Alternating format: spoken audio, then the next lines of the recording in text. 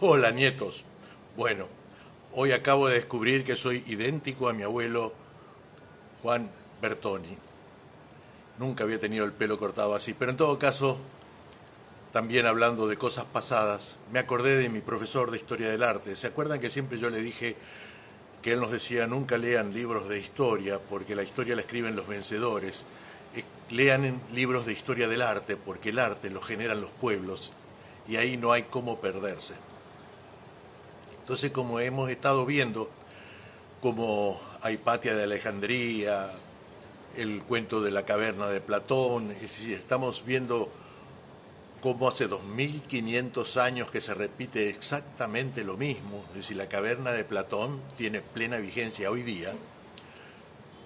Me acordé también de que mi profesor me explicaba que solo hay dos estilos de arte, nada más, clásico y barroco, que después reciben otros nombres, manierismo, neocubismo, lo que sea, pero que en realidad siempre son dos, clásico y barroco. Lo clásico se caracteriza por el Partenón de Atenas, líneas rectas, triángulos, figuras geométricas, es decir, es una sociedad equilibrada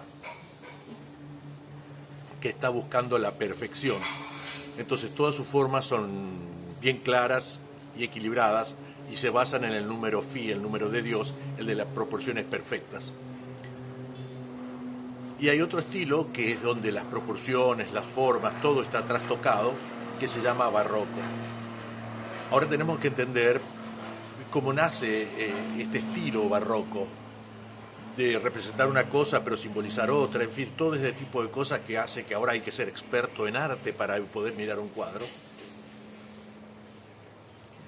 Pasa que cuando la iglesia cristiana se consolida en Roma, con el emperador Constantino, empieza lo que se llama periodo de la iglesia en expansión.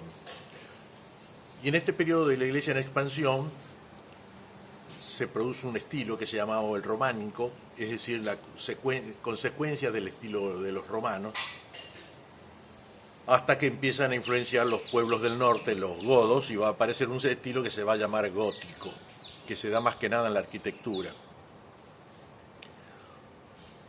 Pero después empieza a renacer lo clásico, lo greco-latino, y va a renacer con el periodo del Renacimiento, así se llama justamente, y las pinturas vuelven a ser tipo griegas, es decir, el dios de Miguel Ángel es un dios atlético, parece un Schwarzenegger, Jesús, la Virgen María, están todos desnudos como los atletas y los dioses griegos. Pero para hacer estos palacios, estos lujos del Vaticano, se necesita dinero. Entonces el Papa dijo, bueno, si necesitamos dinero, vamos a sacárselo a los que tienen. Y empezaron a vender una cosa que se llamó las indulgencias, por la cual los príncipes y reyes podían pagar un lotecito en el paraíso. Entonces, aunque no importa los pecados que hayas cometido, te morías, ibas y reclamabas tu derecho a vivir en el paraíso porque tenías un terreno comprado ahí. Se decía de otra manera, pero literalmente era lotizar el paraíso. Hasta que los príncipes alemanes, ya cansados de que toda la guita se vaya para Roma, llamaron a un tipo que andaba por ahí que más o menos sabía leer, que uno de los pocos que sabía leer en esa época, y le dijeron, Martín Lutero, vení acá, vos que leíste alguna cosa de la Biblia, busca una cosa donde no tengamos que seguir mandando la guita a Roma.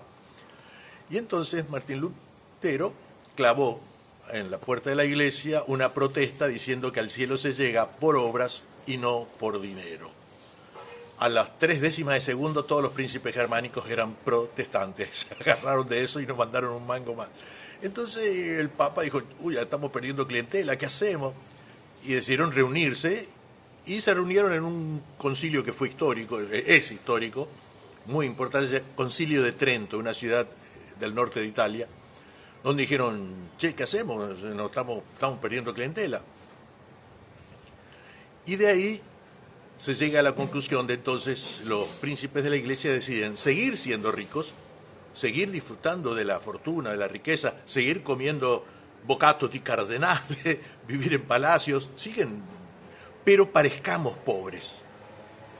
Entonces automáticamente los cristos atléticos como atletas griegos del Renacimiento, pasan a ser unos cristos muertos de hambre, flaquitos, así, todos los santos, así con cara de dolor de estómago, así, una cosa toda, porque hay que vender una imagen de lo que no se es. Entonces todo lo barroco siempre, y vayan por favor a la iglesia de la Compañía en Quito, es una obra maestra del barroco, no van a ver una línea recta nunca, todo está retorcido, uvitas, hojitas, las columnas son así, salomónicas, no hay nada recto, esa es la esencia de lo barroco, todo lo retorcido, y lo clásico, líneas rectas. Entonces, cuando ustedes les quieren explicar algo así todo retorcido, es barroco. Están diciendo una cosa, pero es otra.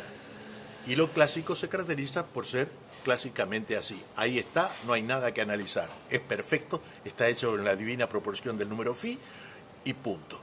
Entonces, en esto de texto y contexto, ahora ya sabemos que lo barroco y lo clásico son dos estilos que se van a ir contraponiendo permanentemente de acuerdo a la estructura de poder reinante.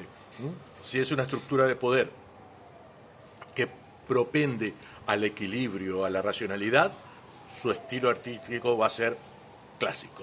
Si es un gobierno que propende a chorearse todo, pero hay que parecer que está haciendo lo correcto, el arte va a ser barroco. No hay cómo escapar de esa convicción. Así que ya saben, hijitos, cuando vean todo retorcido, es porque algo huele a podrido en Dinamarca, como diría Hamlet. Lo requiere el abuelo.